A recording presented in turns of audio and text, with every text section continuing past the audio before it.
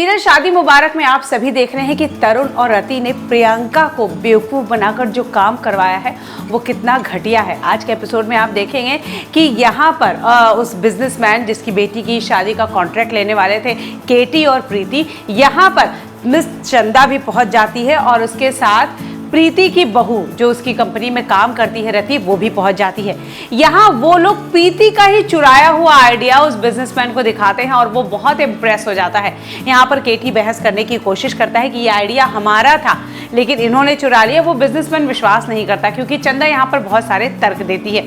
प्रीति को इस बात को समझ में नहीं आता कि आखिर जो आइडिया सिर्फ उस ऑफिस में उसके लैपटॉप में था वो इस तरह कहीं और कैसे गया।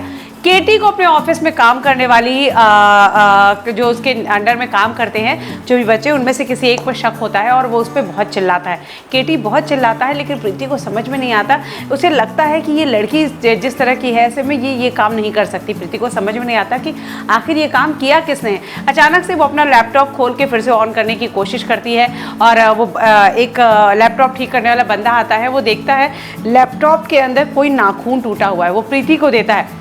प्रीति वो नाखून केटी को दिखाती है और केटी बताती है ये तो नेल्स के टुकड़े हैं, नकली नेल्स जो लगवाते हैं। आपका तो नहीं हो सकता, फिर आखिर किसका है? ये पक्का उसी का है जिसने हमारे आइडियाज़ को चुराया है, हमारे लैपटॉप को ख़राब किया है। प्रीति यहाँ पर ये बात डिस्कस करेगी अपनी बेटी से घर में आके और उसकी बेटी को पता है कि प्रियंका ने अभी अपने नकली नेल्स लगवाए हैं। उसको शक हो जाता है कि कहीं ये काम प्रियंका का तो नहीं है और वो जाके चेक करती है और प्रियंका ही है वो असली कल्प्रिट। आने वाले एपिसोड में आप देखेंगे कि प्रीति प्रियंका से सारा सच जानने की कोशिश करेगी और फाइनली प्रियंका वो सारा सच बता देगी कि रति ने कैसे, तरुण ने कैसे उसे अपनी तरफ मिला के ये सब कुछ उसने तरुण को भेजा।